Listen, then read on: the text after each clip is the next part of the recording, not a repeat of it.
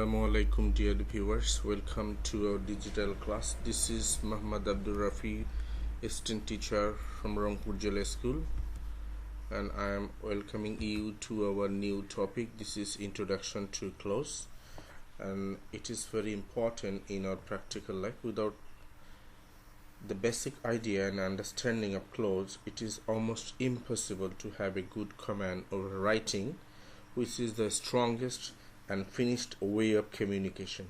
So students, let's move on for details, and here I have written a story in the form of a detached sentence for your benefits. And now read this sentence. First one, Haji Muhammad Mohsin was a kind man. Second one, he used to help the poor as he was kind. Third one night a thief entered his room when he was sleeping. Next one, suddenly he woke up and he caught the thief. Then the thief was trembling with fear for punishment. And the final one, finally Mohsin let him go with money. So there are as many as 6 sentences, and they are a part of a story, and of course it is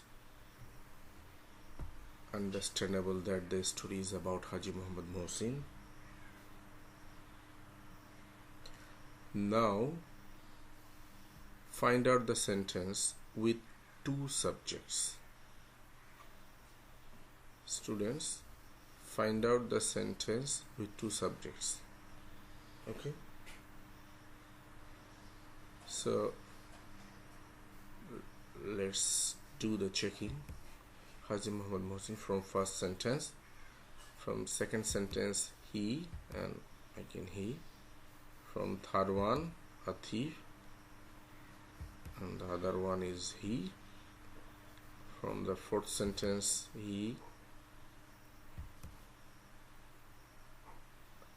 from the fifth sentence the thief, and from the final sentence Mohsin. So these are the subjects there, and you can identify that which sentences contain 2 subjects or more than 1 subject. Okay, so before going to the next slide, let's underline the verbs for extra benefits that we may extract in our future slides. Okay, so was, used to help, again was, next entered, was sleeping, woke up, caught, next was trembling, and the final was late. Okay, from these 6 sentences, let's differentiate the sentences with more than 1 subject. So the sentences with more than 1 subject and verb are: he used to help the poor as he was kind.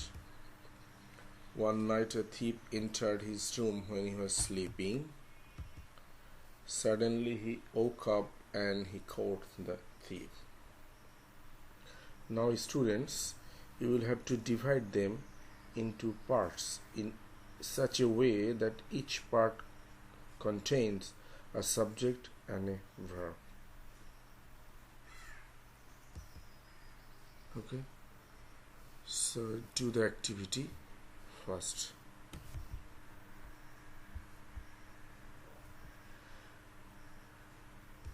Now he used to help the poor as he was kind. So this is other part, as he was kind. From the next sentence, one night a thief entered his room. The other part is when he was sleeping. Suddenly he woke up and he caught the thief. So it's clear that there are two parts in each sentence, isn't it? Okay. So question is, what are the parts doing here? So can you guess? Of course. Just let me give you a clue. Aren't they forming a large sentence? Okay, yes. These parts are forming a large sentence. Okay, now let's move on for next slide. And a question is waiting for you, so be careful. So now, can you tell me what we can call a group of words having a subject and a finite verb of its own? So far you have got the answer, and it is close. So let's look at the final definition of clause. A clause is a group of words that includes a subject and a verb and forms a sentence or a part of a large sentence. Okay? So this is the definition of clause. Now let's look at each part once again for further basic difference. Okay?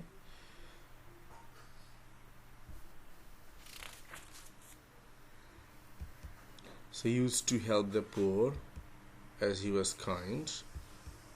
One night a thief entered his room when he was sleeping. Suddenly he woke up and he caught the thief.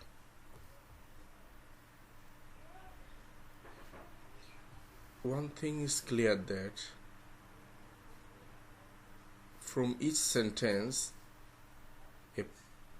one part starts with conjunction, and here it is as, next when, and from the third one it is and. Now students, let me give you a question for your activity. Which part is individually meaningful and which not?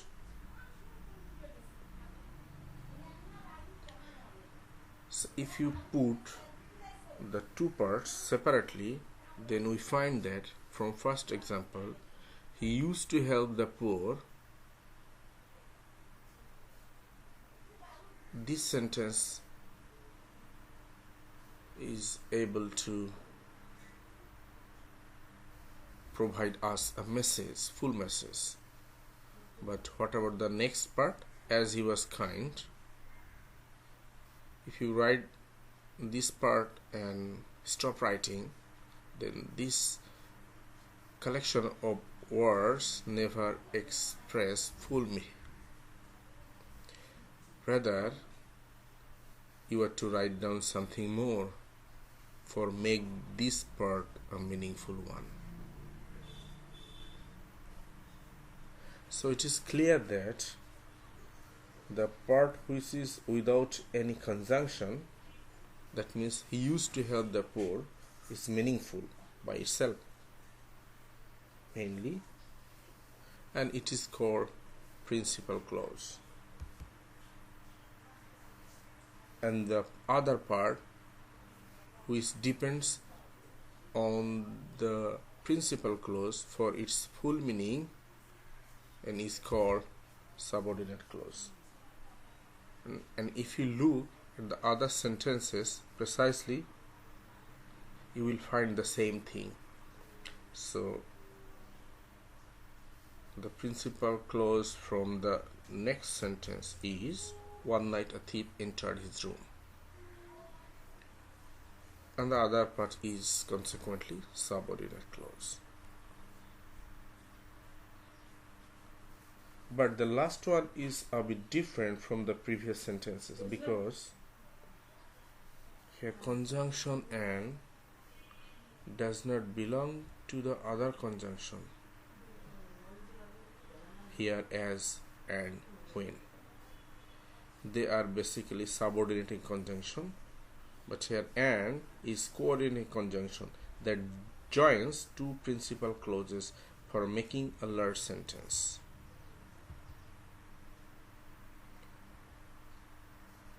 So from these discussions we come up with three types of clauses, and they are principal clause, subordinate clause, and coordinate clause. Now it's time to define their definition for better understanding. Okay, let's look at their definitions with examples. First, principal clause. A principal clause is one that can stand alone as a sentence. And what about the examples?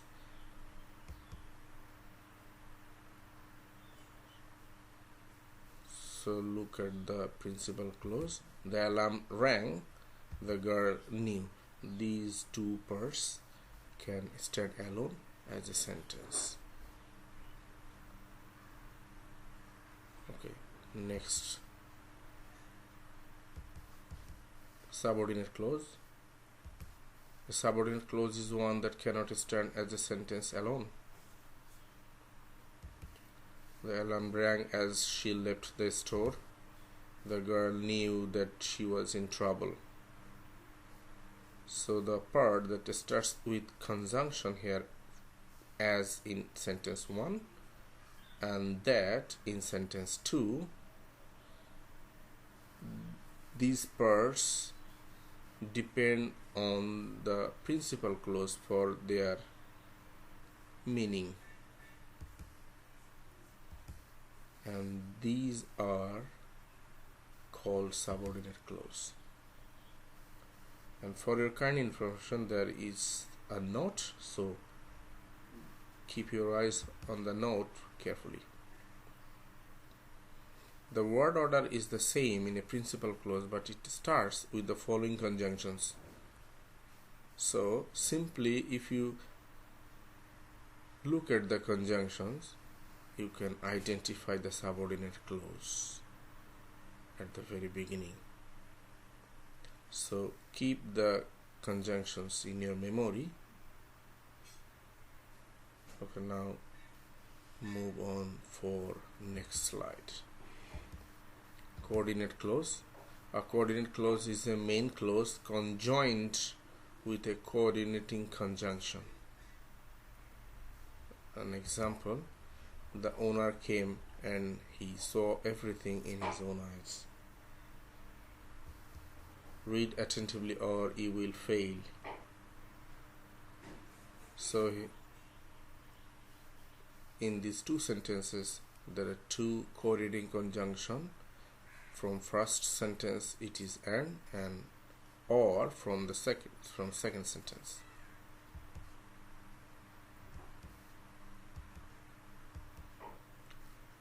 And of course the parts are able to express full meaning if you put them separately.